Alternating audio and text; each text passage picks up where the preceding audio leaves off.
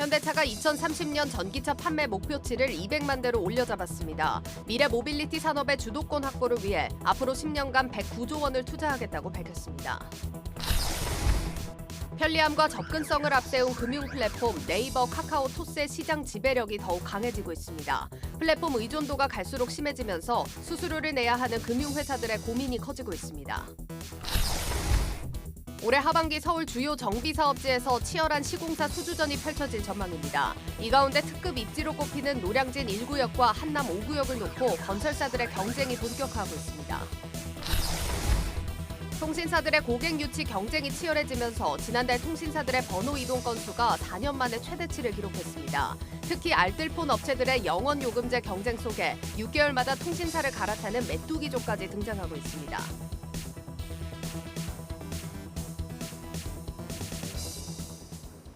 뉴스플러스 시작합니다. 현대차가 다시 한번 전기차 판매 목표치를 올렸습니다. 이번에는 2030년에 전기차 200만 대를 팔겠다는 목표를 내놨습니다. 글로벌 전기차 시장을 이끌고 있는 선도 기업의 자신감이 엿보이는 대목입니다. 현대차는 미래 모빌리티 산업의 주도권 확보를 위해 앞으로 10년간 109조 원을 투자하겠다고도 밝혔습니다. 산업부 정원우 기자 나와 있습니다. 정 기자, 먼저 현대차가 전기차 판매 목표치를 얼마나 올려잡은 겁니까? 네, 현대차가 기존에 밝혔던 그 전기차 판매 목표가 2030년 187만 대였는데요. 200만 대로 올렸으니까 13만 대가 높아졌습니다. 2026년 판매 목표도 기존 84만 대에서 94만 대로 올렸고요.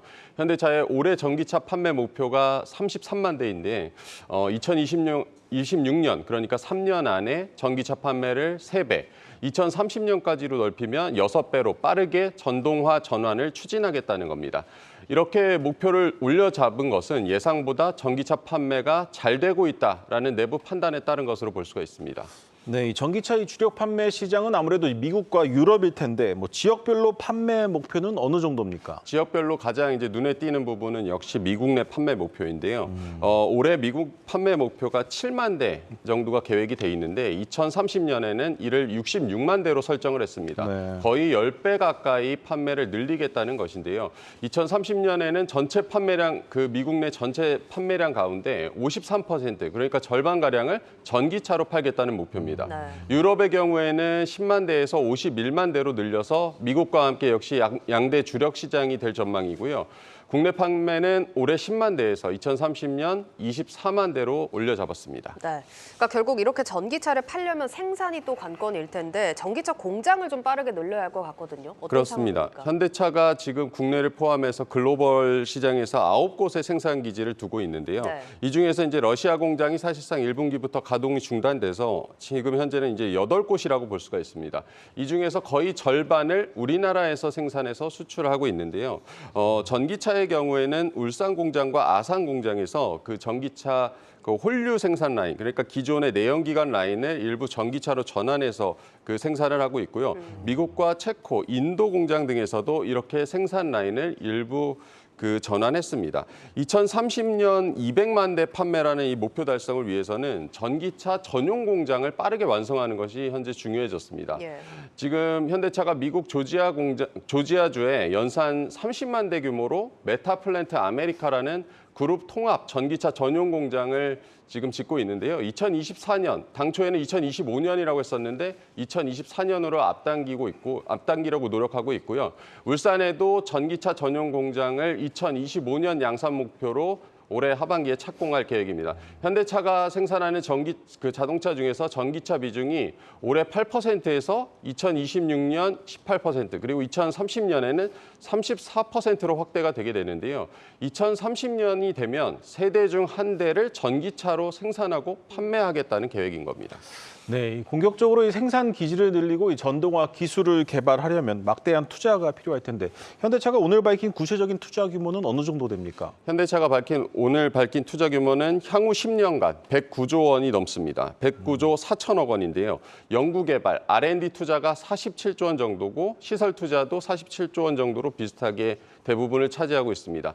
전략 투자로 14조 9천억 원을 잡았습니다. 전체 이 투자 중에서 전기차와 같은 이 전동화 관련 투자가 35조 8천억 원으로 3분의 1가량이 됩니다. 현대차는 이 전기 내연기관 라인을 내연기관 라인을 전기차 생산 라인으로 전환하고 또 통합 모듈러 아키텍처 IMA라는 것을 도입하기로 했습니다. 네. IMA는 좀 들으면 어려울 수가 있는데요. 예. 쉽게 얘기하면 그 신규 차종을 개발하는데 필요한 부품이나 모듈의 호환성을 높인다는 개념입니다. 현대차는 이 IMA를 통해서 지난 2020년에 도입한 전기차 전용 플랫폼 eGMP를 잇는 2세대 플랫폼도 개발하기로 했습니다. 그 eGMP는 중형 SUV 차급을 중심으로 하는데 2세대 플랫폼은 소형부터 초대형 SUV, 픽업 트럭, 제네시스 상위 차종까지 거의 모든 차급을 아우를 만큼 범용성이 높다는 게 현대차의 설명입니다. 네, 그러니까 결국 규모의 경제를 위한 대량 양산 체계를 갖추겠다라는 것으로 이해를 하면 될 것 같습니다. 그리고 전기차의 핵심은 아무래도 배터리일 텐데 배터리 개발에도 나서기로 했죠. 네, 그렇습니다. 현대차는 10년간 9조 5천억 원을 투입해서 차세대 배터리 기술 개발 등에도 직접 나서기로 했습니다. 현대차가 올해 선보일 예정인 하이브리드 신차 모델에 자체 설계한 배터리를 탑재할 예정이고요. 가격 경쟁력 확보와 이 수요 대응을 위해서도 다양한 배터리 셀 개발도 추진하기로 했습니다. 예를 들어서 리튬 메탈 배터리나 전고체 배터리 이런 차세대 배터리 개발에도 속도를 내고 이 양산성을 검증하기 위해서 의왕연구소에 내년까지 차세대 배터리 연구동을 건설할 계획입니다. 현대차는 오늘 그 200만 대 판매 목표를 발표를 하면서 전동화 전환의 핵심 전략을 현대 모터웨이라고 이름 붙였습니다. 이 부분은 장재훈 사장의 설명을 직접 들어보시겠습니다. 그리고 현대모터웨이는 수많은 임직원들이 축적하고 정립한 혁신 DNA가 구체화된 모습이라고 믿고 있습니다. 과거에서부터 이어져온 기술력을 더 발전시켜 사람 중심의 혁신을 만드는 것이야말로 헤리티지를 보유한 회사가 할 수 있는, 그리고 헤리티지가 있어야만 할 수 있는 가치라고 생각합니다.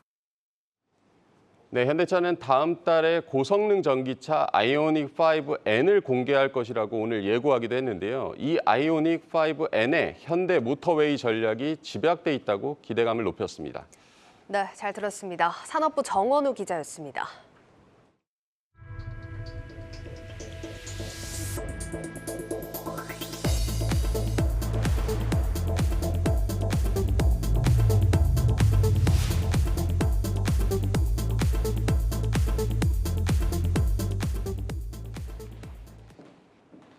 김영준 회장의 횡령 배임 혐의로 거래가 정지된 이화그룹의 주주들이 거래를 재개하라며 거리로 나섰습니다. 이제 주주들의 분노는 거래 정지 직전 이화전기 주식을 내답한 메리츠증권으로 향하고 있습니다. 정호진 기자입니다. 선원, 이화전기, EID, 이트론에 대해 최단 시간 안에 거래를 재개하라! 사흘 만에 거래 정지와 재개, 다시 거래가 정지되는 초유의 사태를 겪은 이화그룹 주주들이 거리로 나섰습니다. 한국거래소는 지난달 10일 이화그룹 회장의 횡령, 배임 혐의를 공시하라며 관련 세 종목의 거래를 정지했습니다. 이튿날 거래는 재개됐지만 한국거래소는 재개 당일 다시 거래 정지 조치를 내렸습니다. 한국거래소는 이화그룹 측의 공시 내용이 사실과 달라 조치한 것이라고 밝혔는데 주주들은 전 세계에 이런 사례는 없었다며 분통을 터뜨렸습니다. 하루아침에 거래 정지가 되고 그 몇몇의 잘못 때문에 작게는 몇만 그리고 지금처럼 수십만의 자산을 동결시키는 게 과연 민주주의 근간, 즉 법치주의 국가에서 타당한 것인지. 최근 무더기 하한가 사태가 벌어졌을 때에도 금융당국과 거래소는 하한가를 기록한 5개 종목에 대해 거래 정지 조치를 내린 상황. 투자자 보호를 명분으로 이 같은 조치가 시행됐지만 전문가들은 거래 정지가 능사는 아니라고 설명합니다. 갑자기 거래를 정지하게 되면 뒤에 투자하는 사람들은 보호할 수 있겠지만 현재 주식을 가지고 있던 사람들은 다 본인의 자산이 정지가 되었기 때문에 큰 피해가 됩니다. 언제 정도에 다시 재개를 한다든지 알림을 해줘야만 현재 투자하고 있는 사람들이 그 피해를 막을 수 있다. 한편 이화전기에 대한 거래 정지 조치가 내려지기 직전 보유 주식 전량을 매도한 메리츠증권에 대한 조치를 요구하는 목소리도 나왔습니다. 소액 주주는 물론 국회 일부에서도 석연치 않다는 반응을 보여 귀추가 주목됩니다. 한국경제TV 정우진입니다. 통신사들의 고객 유치 경쟁이 치열해지면서 지난달 번호 이동 건수가 4년 만에 최대치를 기록했습니다. 특히 알뜰폰 업체들이 영원요금제를 잇따라 출시하면서 6개월마다 통신사를 갈아타는 메뚜기족까지 등장하고 있습니다. 박혜린 기자의 보도입니다. 한 달에 데이터 7기가, 통화와 문자는 무제한으로 사용하지만 1년에 통신비가 10,000원도 채 나오지 않는다는 직장인 박 씨. 영원요금제 등 알뜰폰 업체의 특판요금제를 연간 2차례씩 갈아타며 통신비를 대폭 절감하고 있는 겁니다. 원래는 한 달에 통신비가 한 7, 8만 원 정도 나왔었는데요. 6개월 동안 공짜 이벤트를 진행하고 또 6개월이 끝나면 또 6개월 공짜로 진행하고 이러다 보니까 1년에 한 통신비가 10,000원도 안 나오는 것 같아요. 박 씨처럼 때마다 통신사를 변경하며 혜택을 챙기는 이른바 통신 메뚜기족이 급증하고 있습니다. 온라인에선 알뜰요금제를 활용해 통신비를 절감할 수 있는 꿀팁 공유글이 줄을 잇습니다. 실제로 지난달 소비자들이 이동통신사를 변경한 건수는 약 52만 7천 건, 4년 만에 최대치입니다. 이들 중 절반 이상이 향한 곳은 알뜰폰. 알뜰폰 업체들이 영원요금제를 쏟아내며 가격 경쟁에 불을 붙이자 통신사 변경 대란이 일어난 겁니다. 소비자들은 통신사 간 서비스 차이가 없다며 가격이 저렴한 요금제로 이동하는 것이 당연하다고 말합니다. 가격이 저렴해서요. 더 저렴하면은 가격 이동할 것 같아요. 편한 거는 비슷비슷한 것 같아요. 그런 거 나오면 바로 갈아탈 것 같아요. 요금제 쓰고 있어요. 알뜰폰이 가격도 저렴하고 딱히 그렇게 불편함을 못 느껴가지고요. 가격이 저렴하면 옮길 생각도 있어요. 다만 이 같은 파격적인 요금 경쟁이 언제까지 이어질 수 있을지는 의문입니다. 알뜰폰 업체의 저렴한 요금도 결국 자사망 가입자를 확대하려는 통신 3사의 보조금이 있어 가능한 것일 뿐 알뜰폰 업체들의 자생력이 높아진 결과가 아니기 때문입니다. 실제 통신사들이 이달 들어 보조금을 20만 원에서 10만 원으로 줄이자 영원요금제도 대폭 줄었습니다. 출혈 경쟁이 무기한 지속될 수 없는 만큼 고객 이탈을 막기 위해선 땅 따먹기식 영업 행태가 아닌 통신사별 콘텐츠 확보와 질적 성장에 힘써야 한다는 지적이 제기됩니다. 한국경제TV 박혜린입니다. 편리함과 접근성을 앞세운 금융 플랫폼 네이버와 카카오, 토스의 시장 지배력이 더욱 강해지고 있습니다. 이 플랫폼 의존도가 갈수록 심해지면서 이들에게 수수료를 내야 하는 기존 금융회사들의 고민이 커지고 있습니다. 김보미 기자입니다. 토스요. 여러 가지 은행이나 증권사 앱을 한 번에 볼 수 있어가지고 아무래도 그게 편해서 많이 쓰고 있어요. 카카오페이로 송금하는 것 같아요. 친구한테 보낼 때 번호로 바로 보낼 수 있어서. 간편 송금은 물론이고 대환 대출, 보험 비교, 카드 신청 등 각종 금융 서비스들이 한데 모여 있는 빅테크 앱들. 네이버, 카카오, 토스, 이른바 네카토로도 웬만한 서비스 이용이 가능해서 은행이나 카드사 등 전통 금융회사 앱은 아예 써본 적이 없다는 시민들도 있습니다. 시중은행을 중심으로 금융사들이 다양한 생활 서비스를 추가하며 자체 플랫폼화에 나서고 있지만 빅테크사들을 따라잡기엔 여전히 역부족인 겁니다. 특히 전문분들 같은 경우는 익숙해졌기 때문에 변경에 대한 필요성을 잘 못 느끼고 있고 빅테크에 대한 금융사들의 플랫폼 종속화 가능성은 좀 높아지고 있거든요. 문제는 수수료입니다. 금융사들은 플랫폼 회사와 서비스 제휴를 할 때마다 수수료를 내야 하는데 이 규모가 해마다 늘고 있습니다. 실제로 한 저축은행 관계자는 불과 1, 2년 사이에 플랫폼에 지불하는 수수료가 크게 증가했다며 개인 신용대출 고객의 70% 이상이 플랫폼을 통해 유입되고 있어 어쩔 수 없다고 분위기를 전합니다. 자본력과 수많은 지점을 갖춘 시중은행들이야 그나마 플랫폼 입점을 거부하며 여수신 업무를 지켜가고 있지만 지방은행이나 저축은행, 카드 보험사들의 의존도는 이미 커질 대로 커지고 있는 겁니다. 이렇게 협업이라는 명목하에 금융사와 플랫폼사는 이제 뗄래야 뗄 수 없는 사이가 된 상황. 그나마 수수료의 수준이 하나둘 공개되면서 투명화되고 있다지만 금융사들의 자체적인 경쟁력 확보도 반드시 동반되어야 한다는 지적이 나옵니다. 한국경제TV 김보미입니다. 취재 기자와 조금 더 자세한 얘기 나눠보겠습니다. 경제부 장슬기 기자 나와 있습니다. 장 기자, 사실 이 플랫폼 종속은 이미 예견된 일이기도 한데 이 전반적으로 정부 정책도 그런 방향으로 가고 있지 않습니까? 네, 맞습니다. 이 금융당국은 이 은행 경쟁을 좀 촉진시키기 위해서 지난 3월부터 은행권 경영 그리고 영업 관행 제도 개선 TF를 운영해 오고 있습니다. 여기서 이제 스몰 라이센스나 챌린저 뱅크 같은 특화 은행 설립 방안도 좀 논의가 되고 있는데요. 최근에는 이 은행의 고유 업무를 제3자에게 위탁할 수 있는 은행 대리업 도입까지 검토되고 있습니다. 이 은행 고유 업무라는 것은 이 은행법상 예적금이나 자금 대출 이런 것들을 좀 의미하는데요. 은행이 아닌 핀테크사가 이 업무를 할 수 있도록 길을 열어주자는 겁니다. 이 여러 보험사 상품을 판매하는 보험 대리점이 있지 않습니까? 이런 보험 대리점처럼 여러 은행의 업무를 대리하는 은행 대리점이 이제 출범할 수 있다는 건데 이제 결국 이 은행 입장에서는 또 한 번 핀테크나 대형 플랫폼 기업에 종속될 수 있다 이렇게 우려하고 있습니다. 네, 앞서서 이제 금융 소비자들의 이제 결제 방식에 있어서는 이제 확실히 이 핀테크 쏠림 현상이 아주 거세지고 있지 않습니까? 네, 맞습니다. 사실 최근에는 이 지갑에서 카드를 꺼내는 것 대신에 이제 스마트폰으로 좀 결제를 하지 않습니까? 네. 이 대표적인 게 바로 이제 삼성페이가 있습니다. 그리고 뒤이어 이제 국내에 상륙한 애플페이도 사용자가 굉장히 늘고 있고 빅테크 플랫폼이 운영하고 있는 네이버페이나 카카오페이 이런 결제 규모도 상당합니다.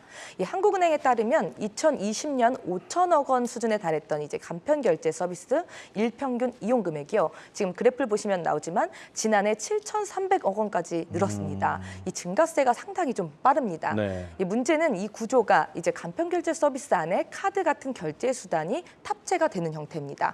이렇다 보니 카드사 입장에서는 플랫폼 사업자에게 수수료를 좀 지불할 수밖에 없는데요. 이 대표적인 사례가 최근 애플페이가 있습니다. 네. 지금 현재 이제 단독 제휴로 현대카드가 애플페이에 0.15% 수준의 수수료를 내고 있는 것으로 전해지는데 이 최근 다른 카드사들도 애플페이와의 제휴를 좀 진행하고 있습니다. 여기에 최근 거론되고 있는 삼성페이까지 유료화로 전환될 경우 카드사들이 이 플랫폼에 지불하는 수수료만 수천억 원에 달할 것으로 전망되고 있습니다.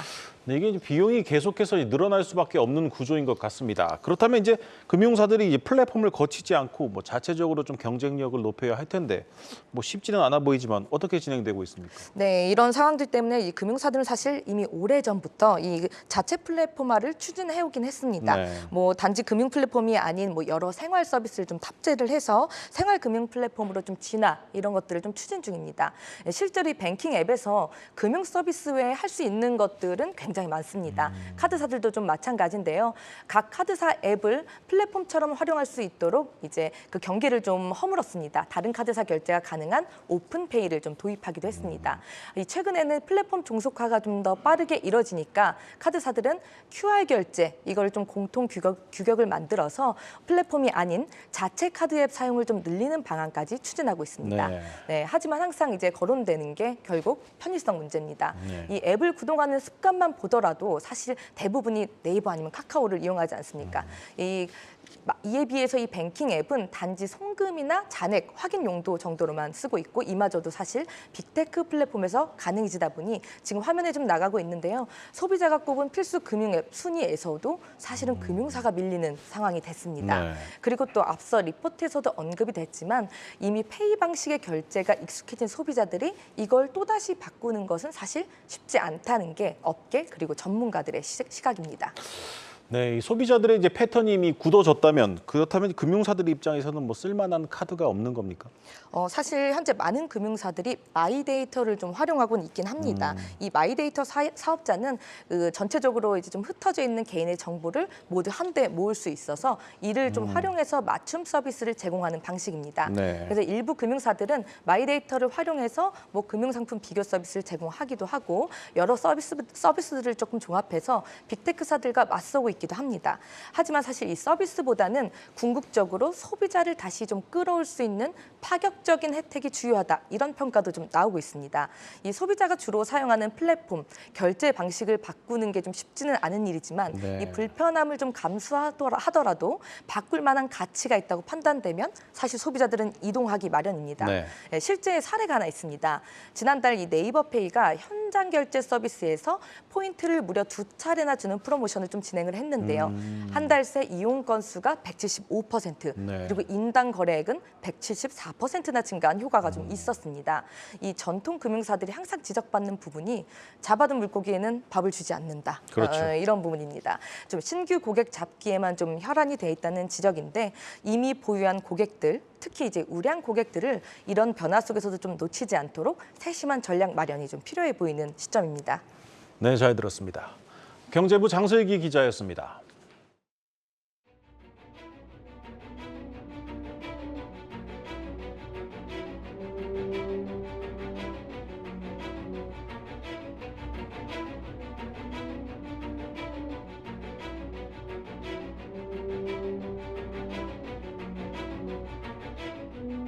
컨설팅이 마지막 단계, 막바지 단계에서 은행을 전부 이전하는 방안부터 일부 기능을 제외하고 이전하는 방안까지 다양한 방안이 검토 대상에 있는 것으로만 알고 있습니다.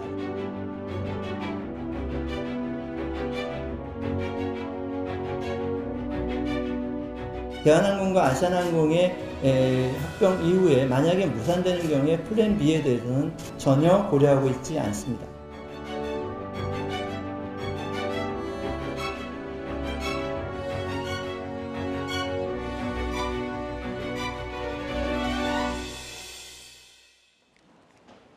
네, 원자재 가격이 오르고 인건비가 상승하면서 건설사들은 재개발, 재건축 입찰에 좀 부담을 느끼고 있는 상황입니다. 사업성을 따져보고 선별 수주하는 모습도 나오고 있는데 하지만 일부 알짜 사업 단지에서는 건설사들이 사활을 걸고 물밑 경쟁에 나서는 곳도 있다고 합니다. 이 내용 부동산부 신동호 기자와 이야기 나눠보겠습니다.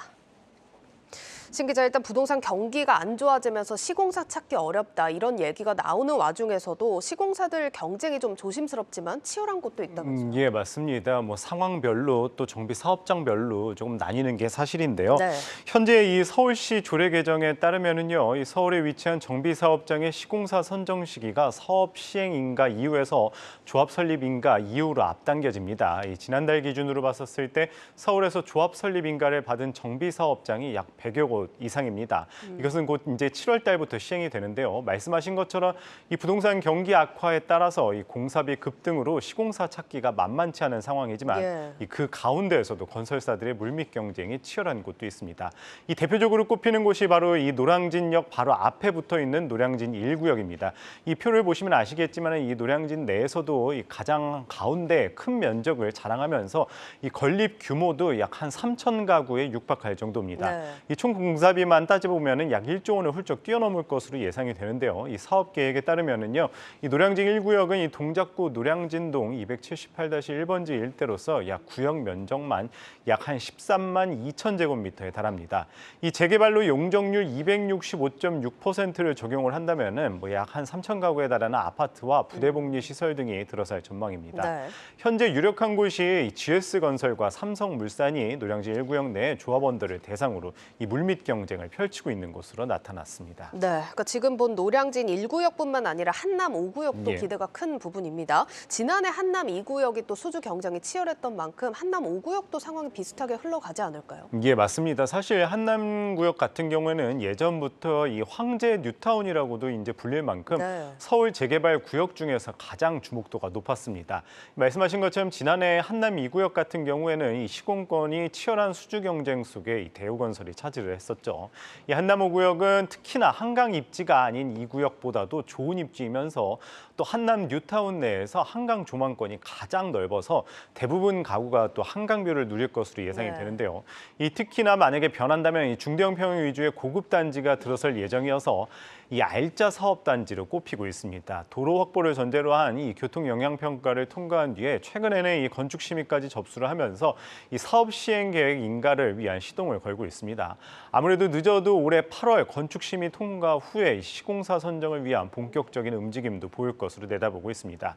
이것 또한 이 최고 층수는 23층에 약 2,500가구로 예정된다다 이 소위 입지 끝판왕으로 알려져 있어서 이 국내 대형 5개 건설사가 모두 눈독을 들이고 있는 상황입니다. 네, 뭐 지금 보셨다시피 사업 단지별로도 좀 상황이 다른 것 같은데 건설사들이 이렇게 알짜 사업 단지에 사활을 거는 이유는 뭐라고 봐야 될까요? 네, 가장 큰 이유는 아무래도 이제 시장 상황이다. 뭐 이것 때문에 아무래도 이제 알짜 사업단지를 위주로 사활을 걸고 있다 말씀드릴 수 있을 것 같은데요. 예. 이 공사비 갈등으로 조합과 또 시공사 간의 다툼으로 계약이 해지되거나 또 입찰 경쟁에서 발을 빼는 경우가 또 최근 들어서 속속 나오고 있습니다. 오늘이었죠. 이 DLENC는 이 과천주공 10단지 재건축 정비 사업 참여를 포기를 했습니다. 이 건설 경기와 수주 환경 등 외부 상황에 여러 변화가 있다고 이 안내문을 냈지만은요. 사실 따지고 보면은 이 최근에 이 공사비를 놓고 이 적지 않은 갈등을 벌인 것으로 전해졌습니다. 또 최근에 이 부산의 한 정비 사업장에서는 이 계약 해지를 한 경우도 있습니다. 이 조합원들이 시공사의 계약을 해지를 했는데 네. 이 조합과 시공사 간의 공사비 협상을 진행을 했지만 이견을 좁히지 못해서 원점으로 돌아간 겁니다. 이 최근 분위기를 보면은요, 이 재건축 사업장 공사비가 평당 약 한 1,000만 원 수준에 육박할 것으로 이제 조사가 됐습니다. 네. 이 때문에 시공사 입장에서도 섣불리 수주에 참여를 못하고 정말로 이제 돈이 되는 알짜 사업단지만 네. 추려서 진행을 하려는 겁니다. 네, 그럼 이 알짜 사업단지 조금 더 좀 살펴볼 필요가 있겠죠. 예. 앞서서 노량진 1구역, 한남 5구역 이렇게 짚어봤는데 이외에 또 주목을 받는 지역들이 있을까요? 예, 우선 대형 건설사들이 가장 눈여겨보는 것은 이 강남 위주와 또 한강변 위주로 수주 전략을 짠다는 계획입니다. 앞서 살펴본 대로 이 7월부터 서울시 조례 개정에 따라서 시공사 선정이 빨라질 전망인 만큼 알짜 사업단지의 시공사 공고도 속도를 낼 것으로 예상이 되는데요. 주요 사업단지를 살펴보면은 누구나 다 아는 이 강남구의 압구정 현대아파트 재건축과 또 개포동 주공 5단지에서 7단지, 또 서초구 신반포의 2차, 4차, 7차 등이 또 최고 서울 시내에서 알짜 단지를 꼽히고 있습니다. 네, 잘 들었습니다. 부동산부 신동호 기자였습니다.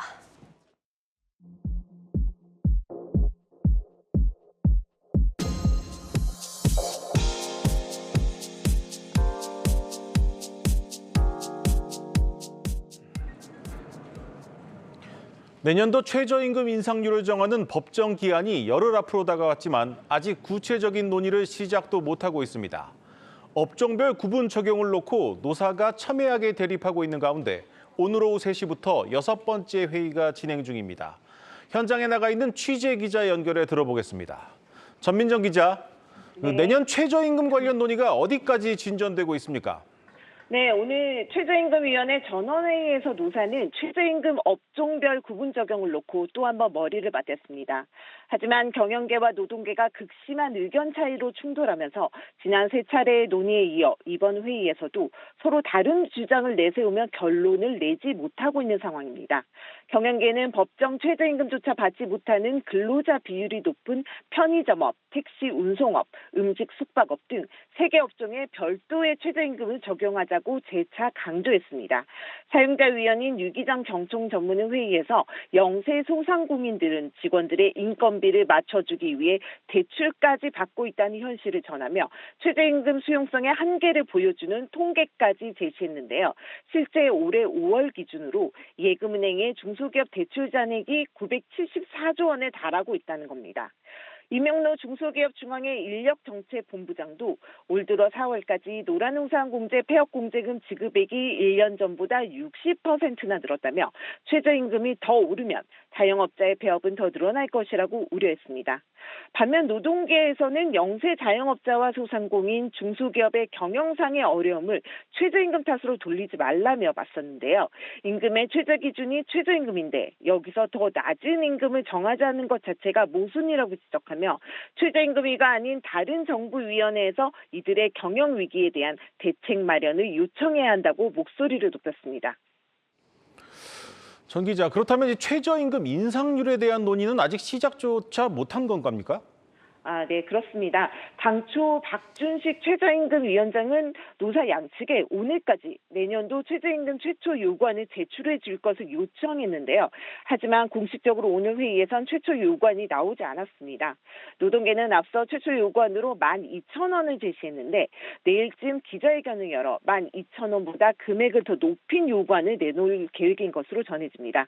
경영계는 아직 구체적인 요구안을 밝히지 않았습니다. 업계에서는 경영계가 동결을 요구할 것으로 보고 있는데요. 다만 이날 경영계가 최저임금을 단일 임금으로 설정한다면 임금 지불 능력이 취약한 업종이 기준이 돼야 한다고 강조한 점에 비춰보면 동결 이상의 카드인 삭감을 주장할 가능성도 충분해 보입니다. 네, 이런 가운데 우리나라에 투자하는 외국 기업들이 최저임금 인상을 경영에 부담이 되는 요인으로 꼽았다는 조사 결과가 나왔다면서요? 네, 그렇습니다. 대한상공회의서가 외국인 투자기업 200여 곳을 대상으로 외투기업 국내 노동환경 인식조사를 실시했는데요. 외투기업 10곳 중 4곳은 최저임금과 임금 상승 등 인건비 부담을 경영에 부담을 주는 가장 큰 노동 현안으로 꼽았습니다. 대한상인은 우리나라에 대한 외국인 직접 투자가 확대되고 있는 시점에서 중국의 대한투자국으로 우리나라가 입지를 확고히 위해서는 최저임금 등 노동 현안 애로 해소가 시급하다고 지적하기도 했습니다. 여기에 당정이 5인 미만 사업장으로 근로기준법 확대까지 추진하면서 소상공인들의 부담은 더욱 커지고 있는데요. 근로기준법이 적용되는 사업장은 근로자에게 연차 휴가, 대체 휴일을 보장해야 하는 만큼 연장 휴일, 야간 수당 등을 지급해야 할 의무가 생깁니다. 외식업중앙회는 이와 관련해서 오늘 기자회견을 열고 5인 미만 사업장에까지 근로기준법을 확대 적용하는 건 전국 소상공인에게 가게 문을 다 닫으라는 얘기라며 논의를 즉각 철회해야 한다고 촉구했습니다. 일단 오늘 회의에서 노사 간 첨예한 입장차를 드러낸 업종별 구분 적용은 이번 주 목요일 열리는 7차 전원회의에서 표결을 통해 결론이 날 것으로 보이는데요. 그런데 문제는 표결에 붙여진다면 부결될 가능성이 높다는 점입니다.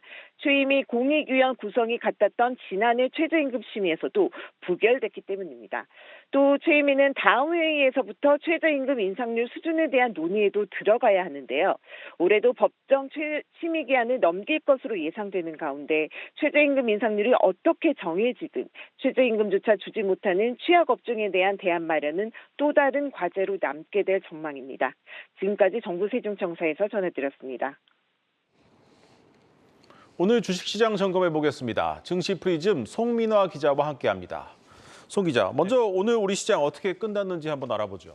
네, 일단 2,600선은 간신히 지켜냈지만 또 외국인과 또 기관의 매도세로 파란불을 좀 키운 하루였습니다.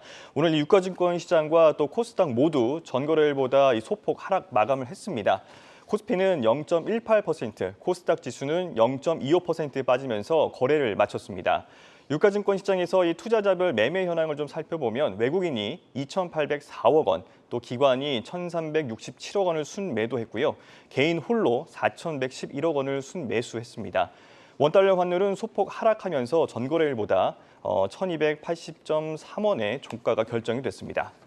네, 이번엔 시선을 돌려서 중국 소식 한번 알아보겠습니다. 이 올해 초부터 시작된 중국의 리오프닝이 우리의 기대에 못 미쳤던 거는 사실인데 전반적으로 좀 소비 심리가 살아나지 않는 분위기네요. 네, 그렇습니다. 이 리오프닝에 대한 이런 연초 시장에 대한 어떤 그 기대와는 달리 올 상반기 이 중국의 경기 회복은 더딘 편이었습니다.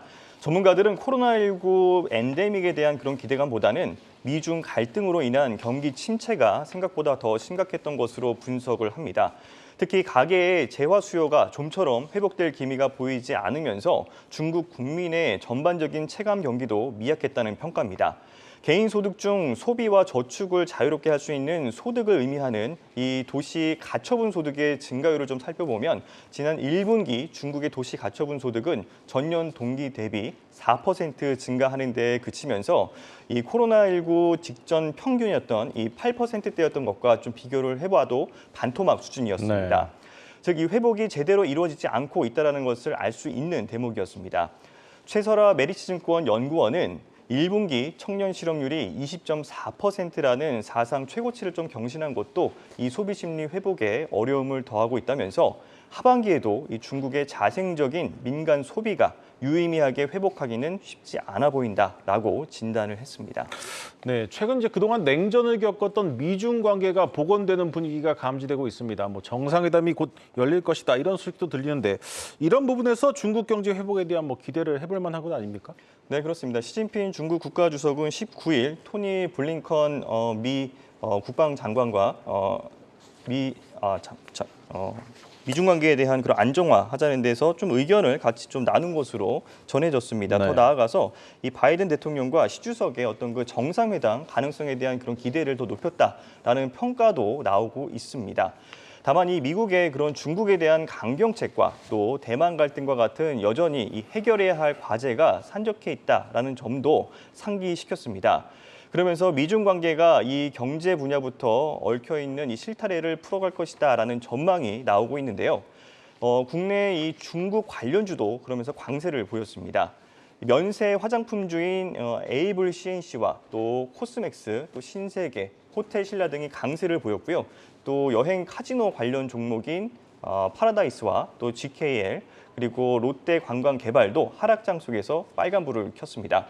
중국 관련주 가운데서 대표주로 꼽히는 게임주와 엔터주도 역시 이 뒤에 보시는 것처럼 이렇게 대부분 상승 마감을 하면서 미중 관계 개선에 대한 그런 기대감을 반영하는 모습이었습니다. 한편 이 8년 만에 엔저 현상으로 가뜩이나 어려운 우리 수출 전선에는 위기감이 감돌고 있습니다. 엔저 직격탄이 예상되는 섹터는 자동차와 철강, 석유화학이었는데요. 이 소식은 박승환 기자가 전합니다. 지금의 엔화 약세는 3분기까지 이어질 것이란 전망이 우세합니다. 미국 연준은 지난 FOMC에서 금리를 동결했지만 인상 가능성을 열어둔 반면 일본은행은 초완화 정책을 이어가기로 했기 때문입니다. 자국 경기에 대한 불안함이 여전하기 때문인데 물가 상승률이 수십 년간 2%를 밑도는 장기 침체를 겪은 만큼 최근의 반등 분위기를 이어갈 수 있을지 미심쩍은 분위기입니다. 100엔당 원화 환율이 890원까지 떨어진 뒤에야 반등할 것이란 분석입니다. 엔저 현상이 길어질 가능성에 우리 수출 기업들이 가격 경쟁력에 밀리며 부진을 겪진 않을지 우려가 나옵니다. 2005년부터 지난해 3분기까지 통계를 살펴보면 엔화 가치가 1%포인트 떨어지면 우리나라 수출 가격과 물량이 줄어들면서 수출 금액 증가율이 감소합니다. 우리와 일본의 겹치는 수출 품목이 주요국 가운데 가장 높은 탓이기 때문입니다. 업종별 영향은 차이가 있는 모습인데 2015년을 전후로 한 엔저 현상 때 석유화학과 철강, 자동차 업종은 부진을 겪은 반면 전자기기, 일반기계, 조선업종은 피해가 적었던 것으로 파악됩니다. 당시와 비교해 최근 자료를 살펴보면 석유와 전자기계는 경쟁 강도가 낮아지고 일반기계는 가장 큰 폭으로 오른 것으로 확인됩니다. 엔저 현상이 우리 증시 전반에 부담이 될 것이란 우려에 증권가는 2000년대 초반과 비교해 영향력이 떨어졌다고 설명합니다. 수출 경합도가 높은 산업을 중심으로 기술 경쟁력 확보와 M&A, 해외 투자 활성화를 이어간 덕분으로 풀이됩니다. 한편 니케이 지수가 33년 만에 최고치를 경신하고 워런 버핏이 대형 종합상사에 대한 투자에 나섰다는 소식에 국내 투자자들은 올해 들어서만 6억 3천만 달러, 우리 돈 8,200억 원에 달하는 일본 주식을 사들이고 있습니다. 한국경제TV 박송환입니다. 네, 오늘 특징적인 업종도 한번 살펴보겠습니다. 오늘 조선주가 상당히 좋았는데 이른바 이 슈퍼 사이클에 진입했다 이런 평가가 나오고 있습니다. 네, 그렇습니다. 국내 조선 업체들이 대부분 이 풍부한 일감과 또 성과 상승에 좀 힘을 입어서 올 2분기 실적 호조를 예고했습니다. 증권가에서는 이 조선 업황이 3차 슈퍼 사이클 초입인 만큼 앞으로 실적 반등폭이 더 커질 것이다라는 데 분석에 무게가 더 실리고 있습니다. 이런 기대감이 반영이 되면서 오늘 조선 빅3의 주가 흐름 상당히 좋았습니다. 특히 이 한화오션의 상승세가 눈에 띄었는데요. 2분기 적자폭을 크게 줄이고 3분기에는 흑자 전환할 것이라는 기대감이 더해지면서 한화오션은 전거래일 대비 12% 넘게 오르면서 거래를 마쳤습니다. 이 밖에 HD 현대중공업과 HD 한국조선해양, 삼성중공업 등도 1에서 3%대의 상승세를 기록을 했습니다. 조선업의 사이클은 이 해운업의 영향과 함께 노후 선박 대체 주기 등 여러 요인이 영향을 끼치면서 7년에서 8년마다 이 업황 주기가 반복이 되는데요.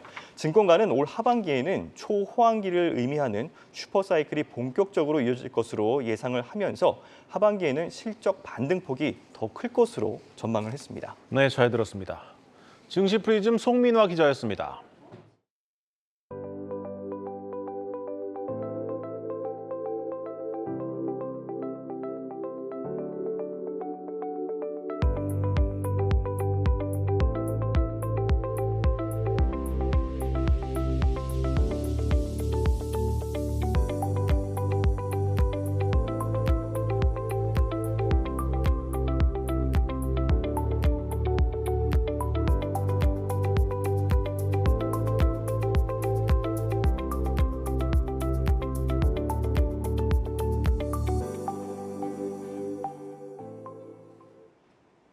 1세대 이커머스 기업인 인터파크가 5년 안에 외국인 관광객 5천만 명을 유치하는 것을 목표로 글로벌 여행 사업을 확장합니다. 인터파크 트리플로 이름을 바꾼 인터파크는 공연과 전시 등 K 콘텐츠를 접목한 차별화된 패키지 여행 상품을 내놓겠다고 밝혔습니다. 김예원 기자입니다.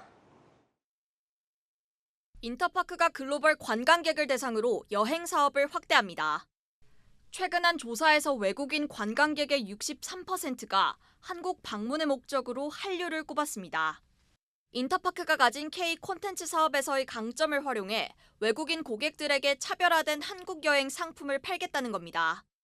우선 서울 일부 관광지와 쇼핑 등에 국한된 기존의 상품을 공연, 스포츠, 전시 등 K 콘텐츠와 결합한 K 패키지로 새롭게 바꿉니다. 이와 함께 양양, 무안, 청주 등 지역 국제공항과 논의를 통해 지자체별 패키지도 선보일 계획입니다. 데이터 기반 여행 플랫폼 트리플이 가지고 있던 AI 기술력도 함께 적용하기로 했습니다. 더 이상 검색을 통해서가 아니라 AI 가이드와 함께 관광객 맞춤형 여행을 가능하도록 하겠다는 구상입니다. 검색을 왜 하십니까? 검색은 이제 묻어버리셔도 됩니다. 그저 나 여행 가고 싶어 이렇게 하시면 됩니다. 나만의 여행 전문 개인 비서가 나타나서 매우 친절하고 매우 충실하게 이렇게 대답을 해줄 겁니다. 여행 일정을 짜주고 가장 합리적인 가격에 예약까지 원스톱으로 진행할 수 있는 것은 인터파크 트리플이 제공하는 여행 상품의 글로벌 유통은 야놀자가 맡기로 했습니다. 아시아를 넘어 유럽, 중동, 북미 등 야놀자가 구축한 네트워크를 활용해 전 세계 관광객들에게 상품을 판매할 계획입니다. 이를 통해 오는 2028년까지 연간 방한 관광객 5천만 시대를 열겠다는 목표입니다. 정부가 발표한 2027년 3천만 명보다 단기간에 더 많은 관광객을 유치하겠다는 겁니다. 지금까지 야놀자는 글로벌 확장이라는 도전 아래 강력한 글로벌 네트워크로 전 세계 200여 개국에 서비스되고 있습니다. 야놀자 클라우드, 인터파크 트리플 모두는 대한민국이 5천만 인바운드 관광객으로 나가는 데 일조하고 이 목표를 향해 정진하겠습니다. 팬데믹 이후 글로벌 여행객 수는 66% 회복한 데 반해 방한 외래 관광객 수는 18% 회복하는 데 그쳤습니다. 인터파크 트리플이 제시한 여행의 새로운 패러다임이 한국 관광의 더딘 회복세에 반전을 가져올지 주목됩니다.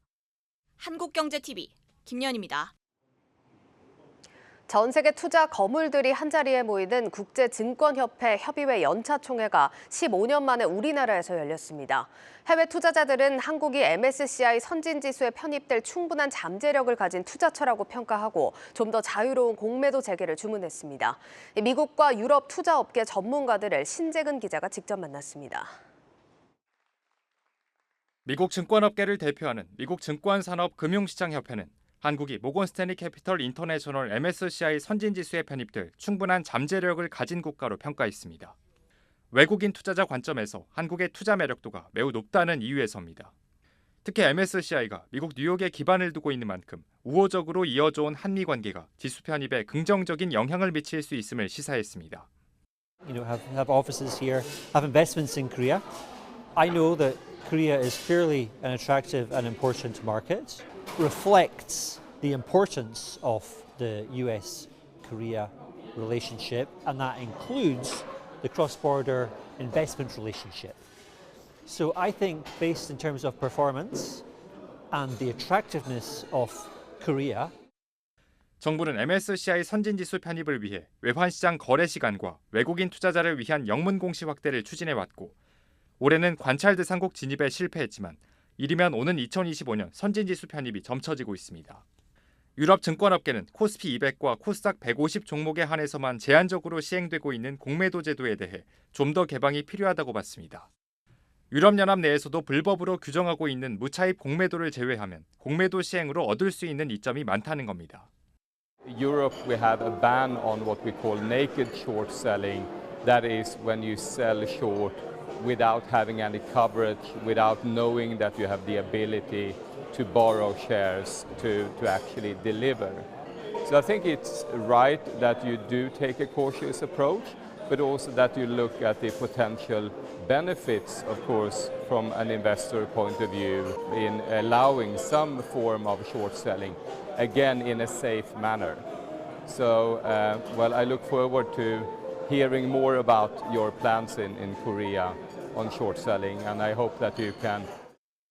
공매도 완전 개방 여부는 MSCI 선진지수 편입에도 영향을 미치는 요소로 해외 투자자들도 관심 있게 지켜보고 있는 사안이란 설명입니다.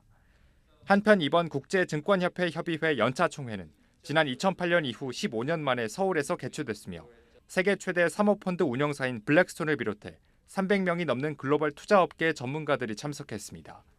한국경제TV 신재근입니다.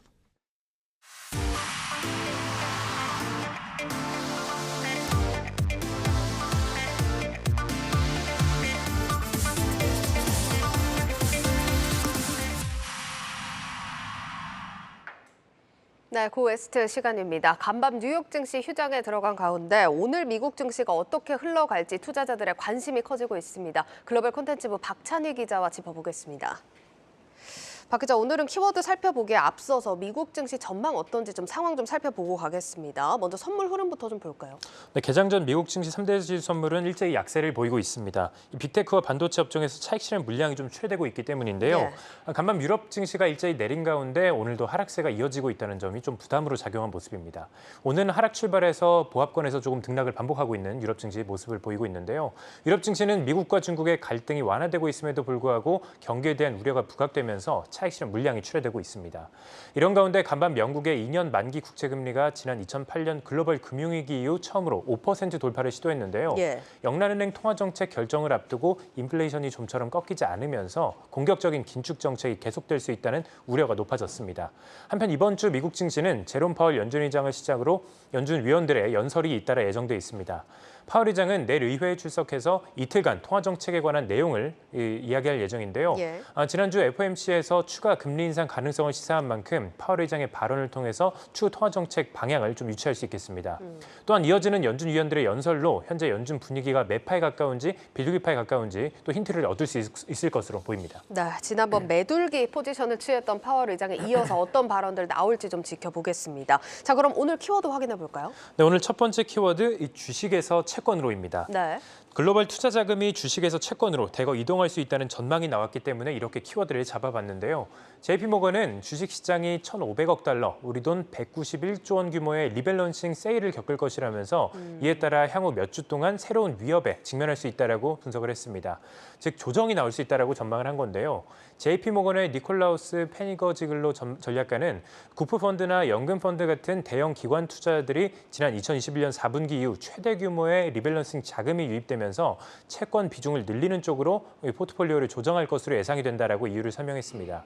블룸버그 통신의 조사 결과 올해 2분기 MSCI 글로벌 주가 지수는 5% 상승한 반면 블룸버그 글로벌 채권 지수는 1.3% 하락한 것으로 나타났습니다. 네. 보통 기관 투자자들은 매 분기 말과 월 말에 포트폴리오를 점검하는데 이때 주식과 채권 비중을 조절하는데요. 연초 이후 증시가 가파르게 반등하면서 주식이 채권보다 높은 수익률을 기록했고 이에 따라 주식 비중을 줄여서 채권 비중을 늘려야 하는 그런 상황이 된 겁니다. 네, 이 기관 투자자들의 포트폴리오 그럼 좀 참고해 보면 좋을 것 같은데 네. 기관 투자자들은 그러면 주식과 채권 비중을 어떻게 배분을 하고 있을까요? 네, 연기금과 구프펀드의 경우 이 포트폴리오에서 주식과 채권을 6대4 비중으로 투자하고 있습니다. 네. JP모건의 보고서에 따르면 미국 확정급여 연금펀드는 목표 포트폴리오에 따라서 최대 1,850억 달러에 달하는 주식을 처분해야 할 것으로 추정이 되는데요.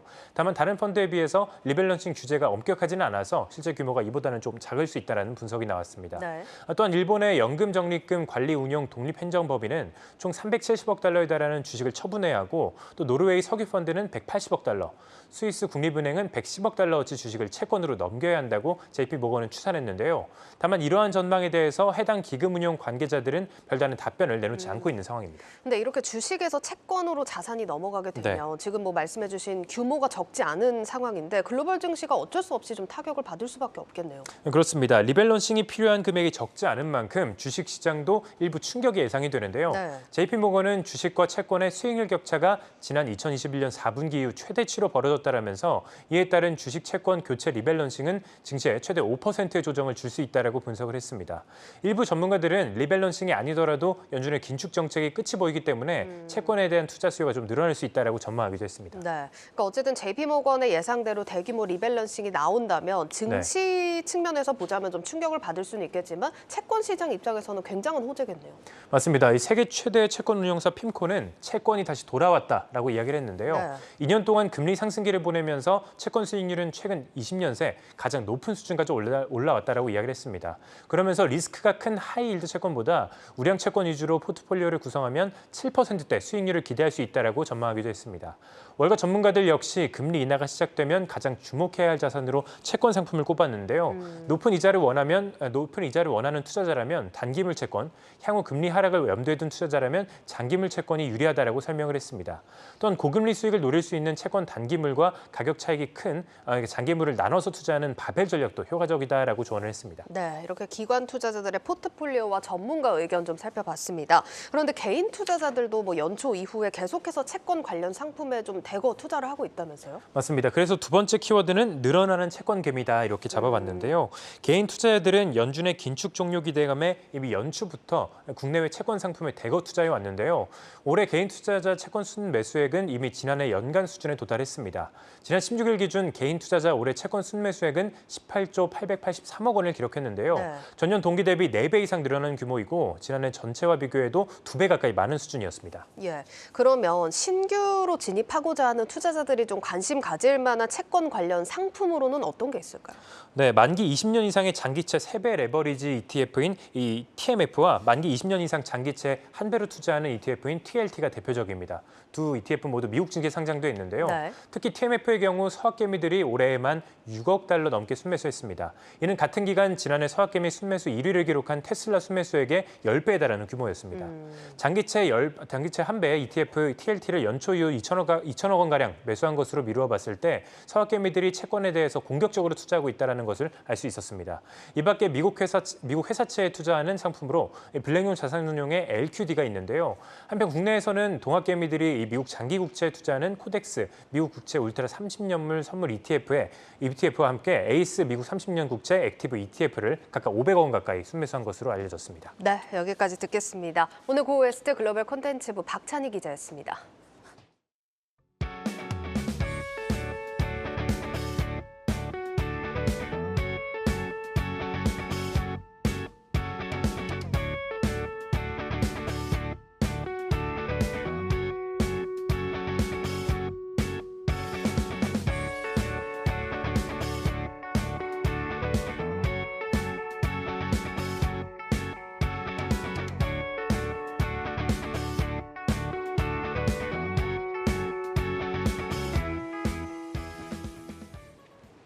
내일자 한국경제신문 미리 살펴보겠습니다. 첫 번째 기사입니다.